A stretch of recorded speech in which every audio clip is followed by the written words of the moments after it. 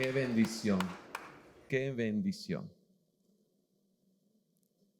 Pues quiero compartirles algo a toda la iglesia, a la gente que nos visita. Y abre tu Biblia en el libro de Lucas capítulo 15. Quiero compartirte acerca de la recompensa en la casa del Padre. La recompensa en la casa del Padre. Entonces vamos a orar. Cierra tus ojos en esta hora y vamos a pedirle: Señor, habla mi corazón. Di conmigo, repite conmigo: habla mi corazón y ayúdame a entender que soy precioso para ti y también que tienes regalos que tú me has dado, Señor, desde el día que me perdonaste. Te agradezco y te pido, Señor, que mi entendimiento se abra a tu palabra. Espíritu Santo, enséñame en el nombre de Jesús. Amén. Vemos la historia del hijo pródigo. Te has de saber esta historia. Dice que el versículo 11 dice que un hombre tenía dos hijos. Y uno, el menor, dice que se fue de su casa y pidió una herencia. Dice: Señor, dame mi herencia. Y dice que él salió de su casa y dice que empezó a vivir su vida y malgastó, dice el versículo 14, y dice que vino después una grande hambre en aquella provincia. Y entonces él, no teniendo cómo salir del problema, dice que se fue a arrinconar a un hombre que apacentaba cerdos. Y cuando llegó a ese lugar donde estaba apacentando cerdos, un día y otro día se dio cuenta que le había regado. Y muchos de nosotros salimos de la casa de papá, y yo estoy hablando del área espiritual. Como hablaban mis hermanos que estaban aquí, conocemos la orfandad, conocemos la droga, conocemos cualquier pecado y pensamos que ese es nuestro destino, pero no te das cuenta que salir de la casa del Padre pierdes todo. Di conmigo: pierdo todo. Y no podemos entender que el corazón también se pierde.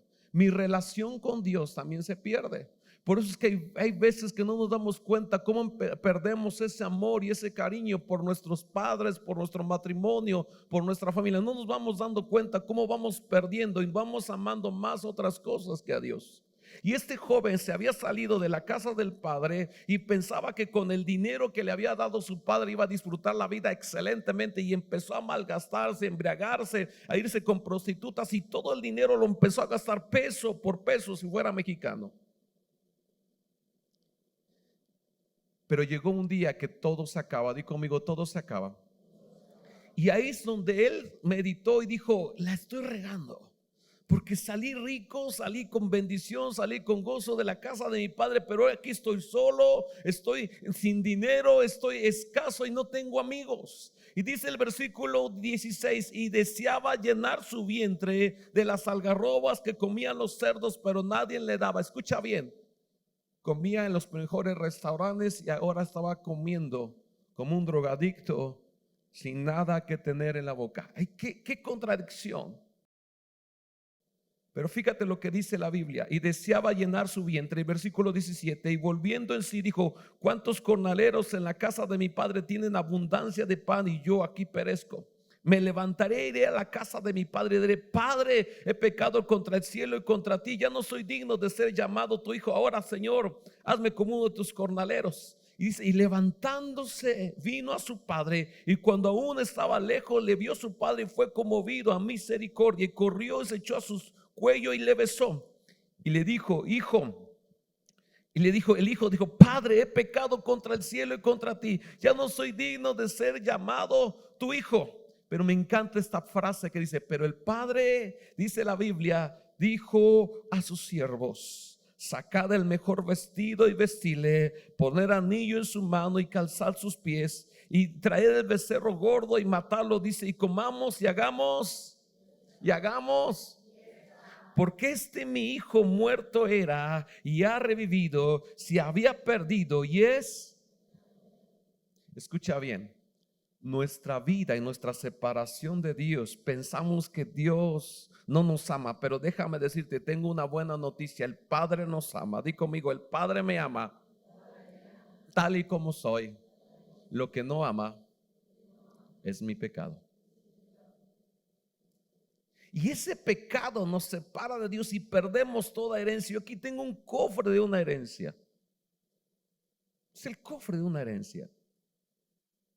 ¿Y cuántos de nosotros sufrimos porque salimos de la casa del Padre y pensamos que ya no nos merecemos? Y este hombre llegó a la casa del Padre y el Padre le volvió a otorgar su herencia. Di conmigo, herencia. ¿Cuántos han disfrutado una herencia? Los que no van a disfrutar una herencia. Van a disfrutar una herencia. Pastor, me van a regalar una casa, un carro. Tal vez. Tal vez si te portas bien, tal vez. Pero hay más que los bienes materiales, la herencia. Hay algo mucho mayor. Yo quiero hablarte de esa herencia. Y entonces, ¿qué se trata? ¿De qué dice las escrituras? ¿De qué herencia estamos hablando? La herencia que el Padre nos dejó. Y la herencia, lo más grande es que Él tiene que amar nuestras vidas y ese amor tiene que compartirse con todos. Y esa herencia es lo que nos está dejando, su amor misericordioso a través de mucho tiempo. Dios quiere mostrar una herencia. Ahora, hay algo que yo quiero enseñarte en esta hora.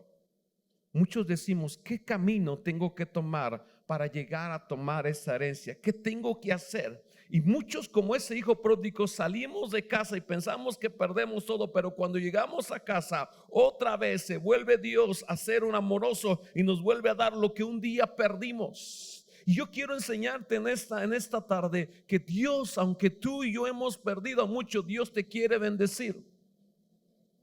Dios te quiere sanar. Dios te quiere liberar. Dios te quiere restaurar y quiere quitar todo el obstáculo que el diablo había puesto por el pecado, de tal manera que tú y yo tenemos que ser libres de nuestro pasado.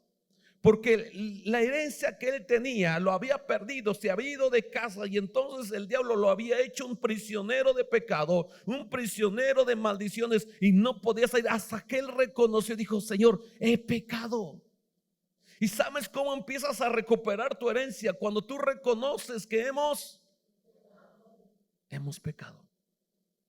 Y te das cuenta que hoy los que pasaron aquí ya les perdió la vergüenza de decir: es que hice esto, es que pequé, es que a otros adulteré, es que me drogué, es que me sentí. O sea, cuando tú exhibes el pecado, tú puedes recuperar más fácil tu herencia. Cuando tú confiesas tu pecado. Primera de Juan 1:9 dice la Biblia que si nosotros confesamos nuestros pecados, Él es fiel y justo para perdonarnos y limpiarnos de todo mal. No puedes ir a correr a recibir una herencia si tú y yo no confesamos, si no nos quitamos la carga y el peso que hay en nuestras vidas. Yo quiero que cierres tus ojos por un momento en esta hora y empieces a recordar todo lo que tú has perdido. Todo. Tal vez has perdido familia, tal vez has perdido dinero, has perdido salud, tal vez has perdido tus hijos, tal vez has perdido tu casa, tus bienes, tal vez te han robado algo que más amabas, tu carro, tu coche, no sé qué has perdido. Y a lo mejor te dieron dinero, miles de pesos, y los malgastaste no sabiendo en qué, ni te acuerdas. Pero hoy te vengo a decir que el precioso Espíritu Santo hará que tu vida sea bendecida. No te prometo que vas a recuperar tus bienes. Lo que sí te prometo es que vas a recuperar tu gozo. Porque aunque tú perdieras lo económico, lo celestial nunca lo vas a perder. Nunca lo vas a perder. Nunca lo vas a perder. Y así, con los ojos cerrados, quiero que hagas una oración conmigo. Di conmigo: Señor Jesús, en esta tarde yo creo que voy a recuperar mi gozo, mi salvación y mi eternidad, porque Cristo me la devuelve por su sangre preciosa en la cruz del Calvario. Amén. Dale un fuerte aplauso al Señor.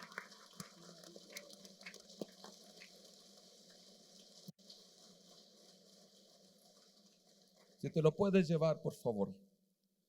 Entonces, ¿qué es lo que hace Dios? Dice el versículo 24: mi hijo este muerto era, ya se había perdido y es. Y comenzaron a regocijarse. ¿Cuándo fue la última vez? Escucha bien. ¿Cuándo fue la última vez que tú sonreíste? ¿Cuándo fue la última vez que tú disfrutaste, como decía Carlos ahorita, yo que salté y brinqué? ¿Cuándo fue la última vez que disfrutaste tu familia y reíste y disfrutaste? Dices, me siento feliz. ¿Tienes dinero? No, pero me siento feliz. ¿Tienes salud? Sí tengo salud, pero me siento feliz. ¿Por qué? Porque tengo un gozo adentro que me está quemando, que lo que quiero es amar, que lo que quiero es perdonar, que lo que quiero es ayudar. ¿Cuándo fue la última vez que te sentiste así libre, libre de opresión, libre de cadena, libre de atadura, libre y decir, Señor, me siento bien contigo, me siento, amo a mi familia, amo a mis hijos, amo a mi matrimonio, me siento bien, amo a mis padres? Porque cuando nos hacemos prisioneros, lo que queremos es largarnos de la casa del Padre. Yo te platico mi historia. Yo vivía en la casa de mi padre, tenía trabajo, tenía una casa, tenía todo lo que un padre podía proporcionar. Pero ¿sabes qué tenía? Rencor y amargura en mi corazón. Yo dije, un día voy a crecer, voy a tener 18 años y cuando cumpla 18 años, ese día me voy a largar de mi casa. Yo era un joven, pero muy rebelde, porque me daban cada rato. Entonces un día se me ocurrió que mi padre me estaba dando y dije, este día no, este día sí no le voy a dar chance. Y entonces levantó el cinturón y me dije, detente. Y me recuerdo bien las palabras de mi padre. Me dice, si tú no quieres que yo te golpee, eso vas a dar ejemplo para tus hermanos. Porque la única manera de poder yo corregirte es a través de esto. Yo me sentí mal porque nunca había levantado mi mano contra mi padre. Yo dije, pues dale. Pero dentro de mí dijo, pero un día me voy a largar. Y dentro de mí decía, te odio, te odio, te odio, te odio.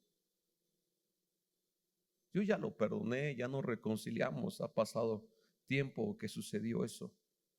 Pero cuando era joven odiaba mi casa. Tenía la economía, tenía el trabajo, tenía comida, tenía vestido, pero no me sentía cómodo en mi casa. No sé tú si en esta tarde te sientes así, incómodo en tu casa. Dices, tengo matrimonio, pero como si no lo tuviera. Tengo hijos, pero como si no los tuviera. Tengo un padre, pero que como que si no existe.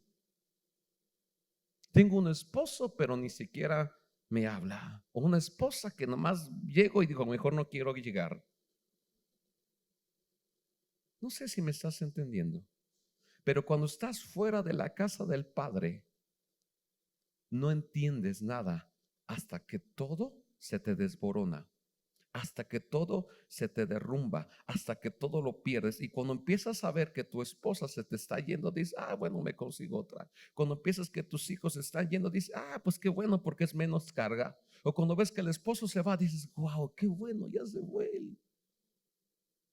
Pero no te das cuenta de que estás quedando solo, y en esa tristeza y en esa amargura te vas a quedar. Mucha gente queda deprimida, angustiada, alcoholizada, drogadicta, porque no supo qué hacer en su depresión. Ese representa al hijo pródigo fuera de la casa del padre. Aunque en la casa del padre hay bendición, pero yo estoy comiendo aquí algarrobas. Que fíjate lo que dice la Biblia, que ni siquiera dice deseaba llenar su vientre de las algarrobas que comían los cerdos, pero nadie le daba, ni siquiera le daban permiso de comer las algarrobas, ni siquiera. No sé si alguna vez te ha pasado que tú queriendo comer no tienes dinero. Si algo has pasado alguna vez por eso, me vas a entender que no teniendo dinero tú dices, yo quisiera comer, pero el día que tenga dinero no les voy a invitar a nadie. ¿Sí te ha pasado eso? Te vuelves el más codo, tienes dinero pero no invitas. Es lo que pasa aquí. Es lo que sucede aquí. Aquí es donde tú te vuelves un hombre más duro, pero pasa el tiempo y Dios te va procesando hasta que te ablanda tu corazón, porque te va quitando el orgullo, te va quitando, y lo que hace el diablo más oprimido. Y aunque piensas que el diablo está ahí, el diablo Dios lo utiliza para quebrantar tu orgullo. ¿Sabes que el diablo también está a las órdenes de Dios? Porque cuando vino Pedro, llegó con Pedro, le dijo: Pedro, Satanás ha pedido para zarandearte como a trigo, pero yo he rogado que no te falte, que no te falte. ¿Iba a zarandear el Satanás a Pedro, sí o no? ¿Sí o no? Pero ¿qué iba a hacer Jesús? A orar para que su fe. ¿Dónde pasó el zarandeo? Cuando fue arrestado Jesús y lo llevaron ahí ante el concilio, y entonces le preguntaron a Pedro: oye, es Pedro, tú parece que andas con Jesús. Y Pedro dice: no, yo no. Y otra vez se alejaba por otra parte Pedro, y otra vez le preguntaban: oye, como que tu acento, tu hablar parece a los discípulos de ese tal Jesús. Dice: ni siquiera lo conozco, ¿quién es ese cuate?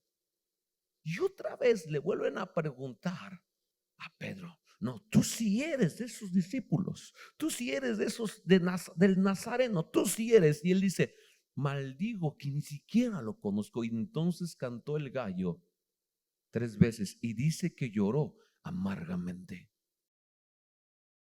¿Qué es el zarandeo? El zarandeo es que te va a sacudir el diablo hasta que reniegues de Jesús. Ese es el zarandeo, hasta que reniegues de Jesús. Yo te pregunto: ¿conoces a Jesús? ¿Quién conoce a Jesús? Levante su mano. ¿Quién conoce a Jesús? Pero cuando estás en el trabajo, no dices que eres cristiano.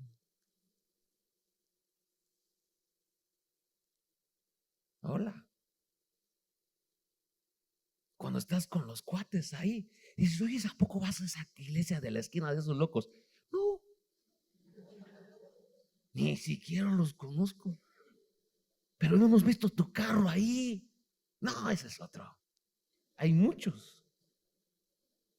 No, es que la otra vez te vimos con tu esposa saliendo. No, era otro. Y renegamos de Jesús, y entonces tu fe está siendo zarandeada. Tu fe está siendo zarandeada porque tú mismo no aceptas que Jesús es tu Señor. Y entonces el hijo pródigo, ahí estando ahí, este hijo reconoció, ya no teniendo nada. Yo te digo en esta hora: ¿quieres que Dios te procese en un zarandeo? ¿Quieres que Dios te procese hasta que te humille? Porque Dios es especialista en humillar a los orgullosos. Es especialista. Lo hizo con Job, le quitó todo. Lo hizo con Saulo de Tarso, un hombre letrado a los pies de Gamaliel, que dice el libro de los Hechos, un hombre imponente, con fariseo de fariseos, hebreo de hebreos, un hombre lustre y reconocido, siempre portado en su caballo, así bien imponente, reconocido donde quiera que iba. Y cuando se topa por el camino a Damasco, entonces dice que una luz le resplandeció, dice que cayó del caballo y se quedó ciego. Y entonces dice que lo llevaron ahí a Damasco, y ahí lo encerraron, y estuvo encerrado por 3 días. Y esa luz le dijo: yo soy Jesús al quien tú persigues. Mira que Dios es especialista en derribarte del caballo, derribarte del orgullo. ¿Te acuerdas de ese hombre leproso en el libro de los Reyes? Naamán el leproso. Fue con el profeta que estaba siendo leproso, y entonces lo tocó el profeta y el profeta no salió. Oye, ve al profeta que está en Israel, y cuando tú llegues le vas a decir que yo te envié y que para que él te sane. Y cuando llega, él pensó en sí: voy a llegar en mi caballo, el profeta va a salir de su casa y va a decir: ¿qué te pasa? Es que tengo lepra. Y te va a decir: bueno, que Dios te sane, Dios te bendiga. Y entonces yo voy a ser sanado y me voy a regresar a mi chamba y voy a trabajar como si nada pasó. Llega y el profeta no sale. Sale el siervo y le dice: ¿qué estás buscando? Estoy buscando al profeta. Dice que no va a salir. Y entonces dice que te vayas al río Jordán y te sumerjas 7 veces, y entonces tu carne será restaurada como la carne de un niño. Y dice: no, ¿por qué? Yo soy, no saben quién está aquí. Soy Naamán, un sirio, un hombre imponente, un hombre de autoridad. ¿Cómo que me manda a su siervo? Yo ni siquiera escucho a los siervos. ¿Cómo que es que me manda un siervo y me dice qué tengo que hacer? Yo no hago lo que quiera el hombre, yo hago lo que yo quiero. Y se largó con su dinero. Él traía dinero, él traía vestiduras, y entonces se fue. Y entonces uno de sus siervos le dijo: oye, Naamán, siervo Naamán, si el profeta te hubiera pedido alguna otra cosa, ¿no lo harías? Si el profeta no te pidiera una otra cosa, ¿no lo harías? ¿Qué nos da a entender la Biblia? Que Dios es especialista en doblegar orgullos. Dios es especialista en quebrantar nuestro orgullo. Dios es especialista en eso. ¿Por qué? Porque dice el libro de Lucas que en el Nuevo Testamento estaba hablando Jesús. Ninguna palabra de sanidad envió, sino solamente a Naamán el sirio. ¿Por qué a él? Porque Dios es la manera que quiere tratar. Está buscando un hombre. Dice el Salmo 14. Acompáñame y me ayudas, Ludín, por favor. El Salmo 14.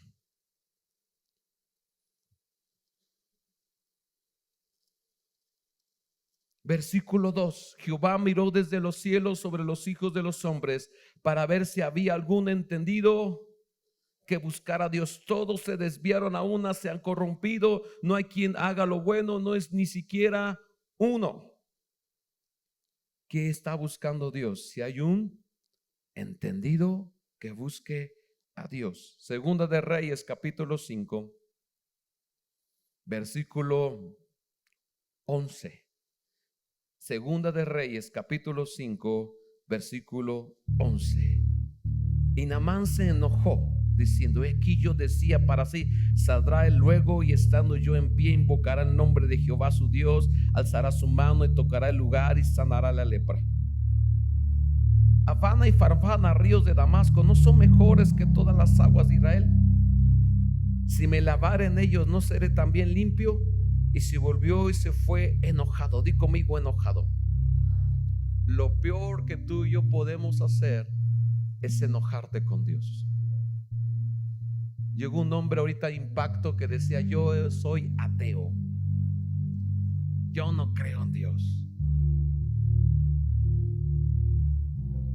Pues estaba ahí. Yo, así como muchos de nosotros llegamos a la iglesia, a ver, aquí va a acabar ese loco, así con su cara así. Siéntate, pues ya me siento. Párate, pues me paro. Siéntate, pues ya. No, de esos les gusta a Dios. Porque yo cuando lo vi dije: ¿este lo va a revolcar Dios? ¿Este lo va a tocar Dios? Porque tú así llegamos a Dios, ¿sí o no? Rebeldes, ¿sí o no? ¿O qué veniste de angelito? Si solamente pasa en el de diciembre, cuando sale la pastorela, es la única vez que te vistes de ángel. De ahí en fuera, toda nuestra vida somos diablos.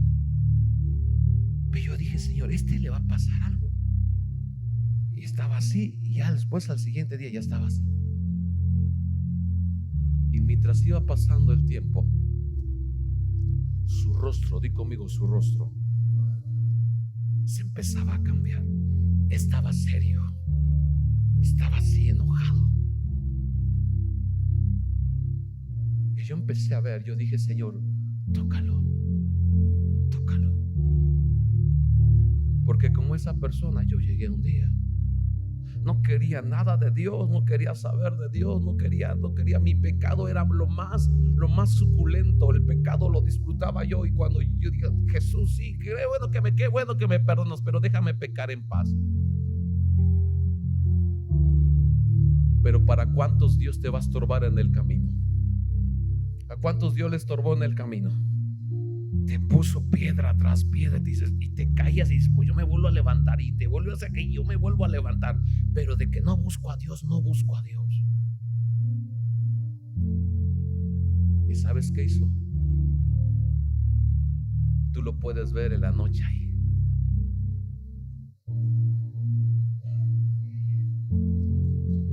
Dale aplauso al Señor.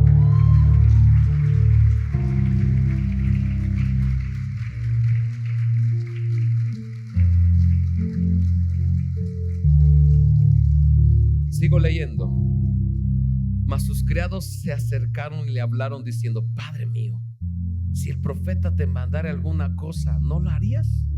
Cuanto más diciendo: lávate y será limpio. Él entonces descendió y se zambulló 7 veces en el Jordán conforme a la palabra del varón de Dios, y su carne se volvió como la carne de un niño, y quedó.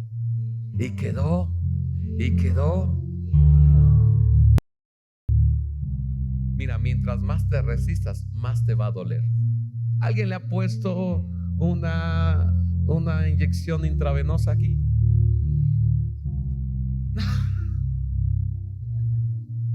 Más los niños. Pero los grandotes como tú y como yo, igual nos da miedo.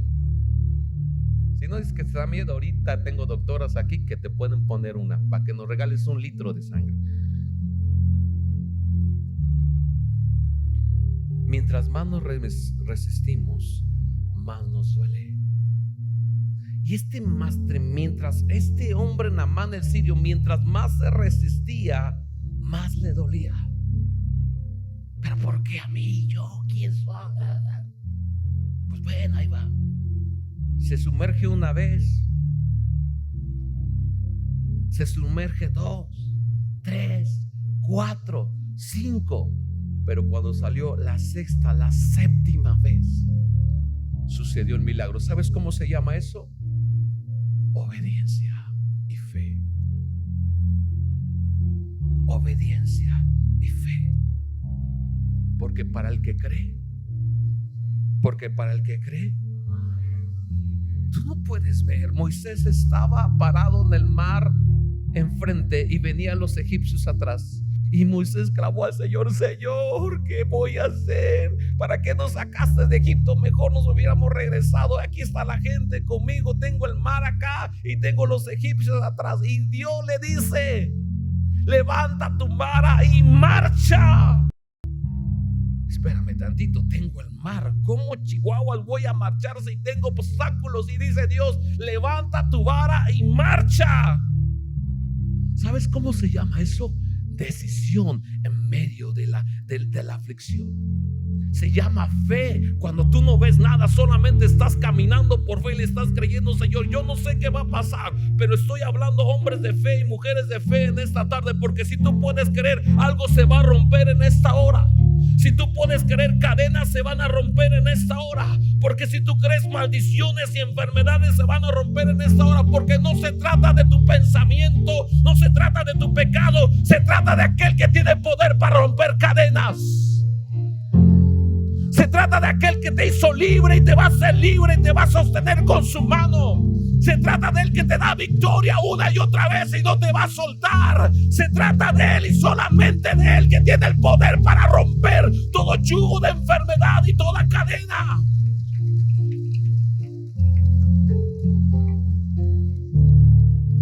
Se bajó los pantalones Moisés, extendió su vara y empezó a marchar. Wow, qué sorprendente, porque no es cuando tú y yo decimos que nos van a salir bien las cosas, porque ya lo intentamos un montón de veces. Hoy sí me va a salir bien, te roban. Hoy sí mi esposa me va a recibir con flores y cachetadas. Hoy sí mi papá me da el premio y no te da nada. Hoy sí se van a acordar de mi cumpleaños y ni siquiera nadie se acuerda. Y tú piensas que hoy te va a salir, te van a subir de sueldo en tu trabajo y te corren. No es cuando tú piensas que te salen bien las cosas, sino cuando tú y yo tenemos fe y obedecemos a Dios. Eliseo, el Naamán se sumergió 7 veces. 1, 2, 3. A la 7ª vez fue sano. Eso se llama fe y obediencia. Fe y obediencia. Mientras estaba marchando Moisés: Señor, ¿qué va a pasar? Temblando pero obediente. Dile a tu vecino: temblando pero obediente. Dile: no te rajes. Dile fuerte: no te rajes. Dilo, pero díselo como hombre: no te rajes, chihuahuas. Moisés levantó la vara y empezó a caminar. Oh, sorpresa. Di conmigo: milagro de Dios. que cuando un hombre empieza a caminar por fe, las cosas se le abren. Cuando una mujer empieza a caminar por fe, el hombre que adúltero regresa. Cuando una mujer empieza a clamar por fe, los hijos se convierten.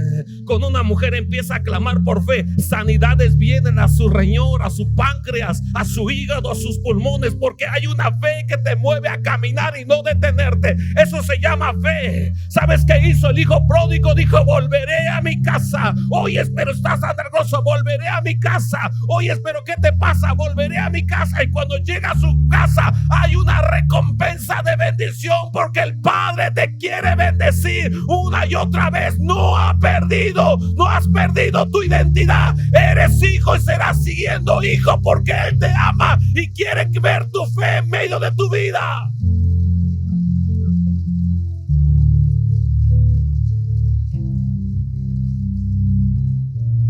Hay una recompensa. Hay una fe que te lleva. Yo no sé tú si vienes con un dolor, una tristeza en esta hora, o te trajeron a fuerza a este lugar. Lo que sí sé es que si tú tienes fe y le crees, la puerta se te va a abrir. La puerta se te va a abrir. Dije que la puerta se te va a abrir. Termino con este versículo. Hechos capítulo 16. Hechos capítulo 16.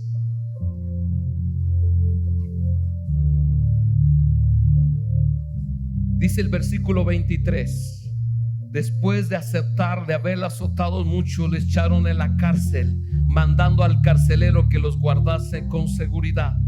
Y cuando recibieron ese mandato, los metió en el calabozo de más adentro y los aseguró los pies con el cepo. Di conmigo: cárcel. ¿Quién le gustaría la cárcel? Ahorita lo mandamos gratis. Pablo y Silas, por predicar de Cristo, lo metieron a la cárcel. No solamente los metieron a la cárcel, los azotaron, los pusieron con grilletes del calabozo más adentro. Y si tú logras ver la historia, un documental que estaba yo viendo de esa prisión en ese tiempo, en un lugar muy oscuro, apestoso, olía a caño, olía a suciedad, y estaba en oscuridad, casi subterráneo. Pues en ese lugar, cuando un hombre como Pablo y Silas tienen fe, algo puede pasar en lo sobrenatural. Y eso es lo que va a pasar en esta tarde. Algo sobrenatural va a pasar en tu vida si tú tienes fe. Porque dice la Biblia, fíjate, versículo 25: pero a medianoche. ¿Qué dice tu Biblia?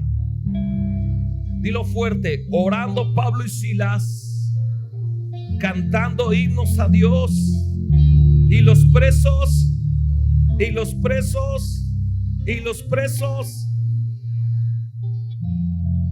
mira, que hasta el Oxomos escuchen cómo gritamos. Eso es que nos oía. Estos hombres habían pasado procesos de depresión y angustia y no se habían desanimado. Y ahora el diablo los había zarandeado y les había dicho: ahora los voy a amarrar, los voy a encarcelar, los voy a golpear, y a ver si ahora sí los voy a callar. ¿Y cuántos saben que cuando más nos oprimen, más gritamos? ¿Cuántos saben que mientras más dolor sufrimos, más tenemos fe? ¿Cuántos saben que mientras más padecemos, más nos agarramos de Cristo y no nos soltamos? ¿Cuántos saben que mientras más tienes problemas, más oramos? ¿Cuántos saben que mientras más circunstancias vivimos, más dependencia tenemos de Dios? Porque los hijos de Dios vuelven a casa, porque los hijos de Dios tienen identidad. Escucha bien. Pablo y Silas le dijo a su cuate: vente, Edgar. Le dice al Silas: ¿cómo ves si empezamos a alabar a Dios? Pues sí, pero un poco me duele aquí de los golpes. ¿Tú cómo te...? No, pues yo también. Estoy moreteado, me dieron acá, por acá tengo un chichón. pero vamos a dar nuestro último esfuerzo. ¿Sabes cómo eso se llama? Fe.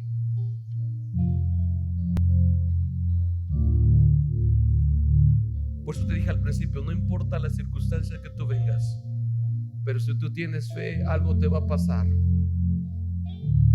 Yo siento como Dios va a empezar a liberar tu vida simplemente porque tú te desafíes a tener fe. Pablo y Silas, vamos a empezar a orar. Ahora, ¿y qué te imaginas que dos locos presos ahí oraban? ¿Qué te imaginas?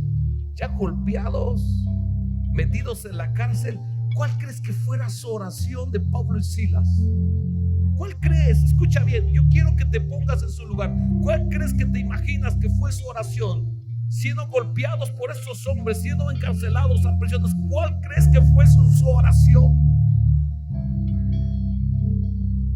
Perdónalos, porque no saben lo que hacen. ¿No fue la oración de Jesús en la cruz del Calvario? ¿No fue la oración de Jesús en la cruz del Calvario? ¿No fue la oración de Esteban el primer martes de la Biblia, el libro de Hechos 7, que dijo: perdónanos porque no saben lo que hacen? Y veo el cielo abierto. Mientras más perdonaba, el cielo se le abría. Mientras más perdonaba, el cielo se le abría. Espera. Vamos a empezar a orar, Silas. ¿Qué vamos a orar?